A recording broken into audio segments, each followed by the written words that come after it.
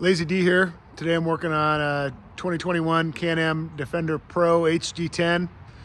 This is the first time I've dealt with this customer. He called me up, turned the key, won't start. Started digging around a little bit. He opened up his side compartment. It had been packed with he estimated between 60 and 80 pounds of acorns. So he cleaned that out. After cleaning it out, he had found that whatever rodent, probably some sort of squirrel or ground squirrel or rat or something, had chewed a bunch of the wires as well. He called the dealer. They advised replacing the whole wiring harness, which is pretty expensive and labor intensive. I'm going to try to splice together as many of the wires as I can. I may get to a point where it's not doable, but I bet it is.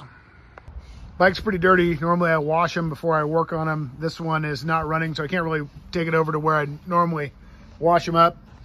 You can see some remnants of acorns. He tried to clean this out. He got most of it. So I can see there's a few wires here that are obviously chewed. There's a connector back here that's chewed. You can see back up in the harness up here has been gnawed on. There's a few wires down here that have chew marks. So I'm going to kind of methodically go through this.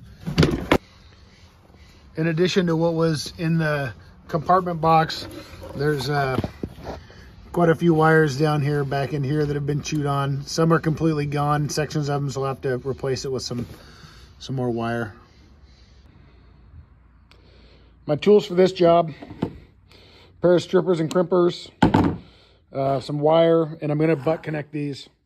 Some people will tell you you can only solder wires. It's the only right way to do it. It takes way longer.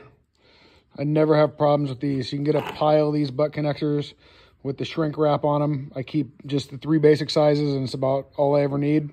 And then I'm gonna wrap up everything when I'm done. These are the first 2 wires I crimped and shrunk the butt connectors on. They're pretty close to this paneling here. This is one of those positions where if you attempted to solder this, you have to take so much stuff apart, and it's in such an awkward position, it just makes it about impossible. So I have, like, here's a little piece of electrical tape. There's an abrasion there where the copper wire wasn't broken. So I wrapped that. Now I'm gonna put these wires back in their conduit, and then I'm gonna wrap everything as best I can with electrical tape. This is my finished connection for at least these set of broken wires.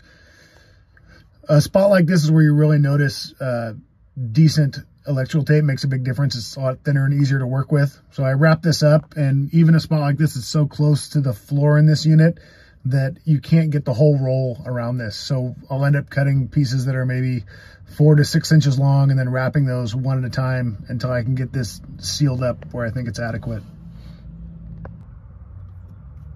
I've exposed the next piece of wire that I'm going to work with here. This is a bundle of about 20 wires. So I pulled this one was just wrapped with a kind of tape. I've unwrapped that and cut that off. I've separated the 1 wire of all these that it decided to chew. And because it's chewed in 2 spots, I'm going to make 2 cuts, and then I'm going to put a short section of wire and 2 butt connectors in here so I can wrap these all back up together. Double butt connector repair. I'm going to go ahead and wrap this up. You could shorten the wire if you were in a pinch and just connect them, but you'll never be able to wrap all these up in a nice bundle again if you don't get your length back. There's that one all wrapped up.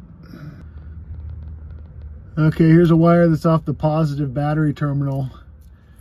I'm going to make a new ring terminal end for it, but I just want to point out when I pulled this up and I cut back the harness so I could get access to this, or the wrap, there's a crimp connection right here from the factory, so they're using crimp connectors as well. Not to say these can't fail, but there's proof. This is a plug that the rodent chewed off. This is the starter solenoid control wiring. And if you look on the orange wire, pretty close to the connector. So I'm not going to be able to use a butt connector to fix that. And it looks like some of the wires are actually broken. So what I'm going to do is take this connector apart, solder in a new piece, and shrink wrap it. I'm not going to show you the whole process. I will show you it done though.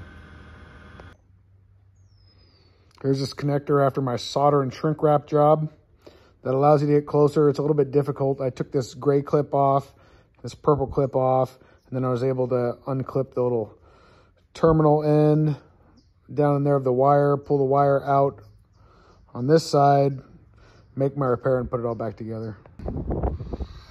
I close-up of the wires in the engine compartment that are chewed through.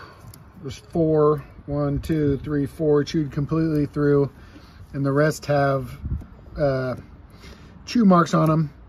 So I'm gonna replace a bunch of sections of this wire. I'm gonna cut this harness back and then replace individual sections until there's no bare wire shown.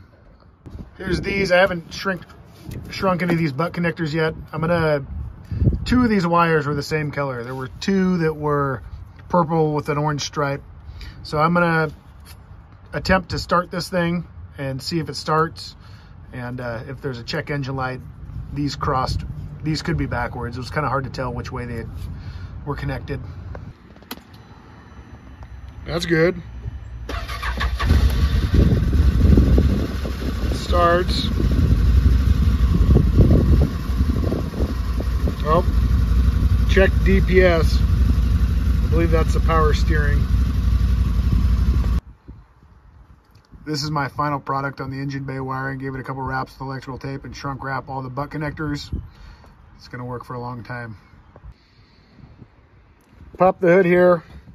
More wires chewed. This must be a plug for the power steering, I'm guessing. 5 wires chewed through pretty well down to there. So I'm gonna see if I can somehow finagle a way to get these back reconnected, but these ones are very close on the actual connector here. This is the connector I've been working on. I've repaired 2 of the wires so far. I'm gonna do 3 more.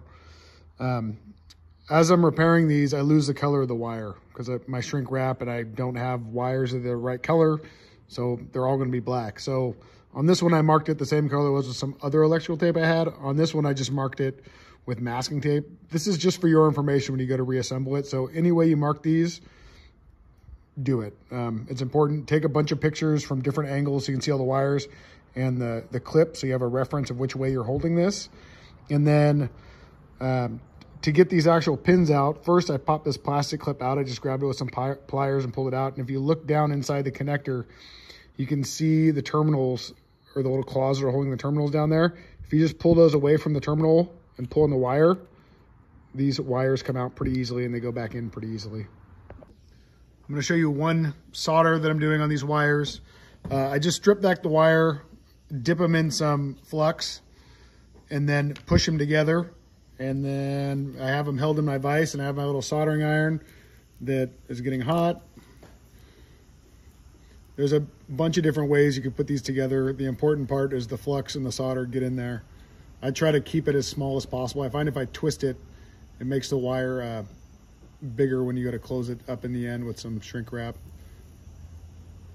So that's it.